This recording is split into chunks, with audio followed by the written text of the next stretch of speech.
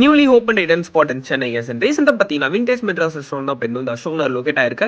And இது ஒரு pure vegetarian restaurant. And வந்து இது வந்து இங்கே சர்வ் பண்ணுறதுக்கு வெயிட்டர் கிடையாது, ரோபோட் தான் இருக்குது. இந்த ரோபோட்டிக் டீம்டு ரெஸ்டாரண்ட். அண்ட் இங்கே வந்து ஃபுல்லாக ஆம்பியன்ஸ் விண்டேஜ் ஸ்டைலில் தான் இருந்துச்சு. அண்ட் போன மெனு கார்டெலாம் பார்த்து இட்லி பன்னீர் பிரியாணிலாம் ஆர்டர் பண்ணியிருந்தோம். அண்ட் ப்ரைஸ் ரீசனபிளாக இருந்துச்சு. And north Indian south Indian Chinese எல்லாமே இருக்குது guys. And paneer biryani was excellent guys. எனக்கு ரொம்ப பிடிச்சிருந்துச்சு பன்னீர் பிரியாணி. அது ஏன் தெரியல, பட் இங்கே டேஸ்ட் வேறு லெவலில் இருந்துச்சு. நீங்கள் மட்டும் போனீங்கன்னா ட்ரை பண்ணுங்க கைஸ்.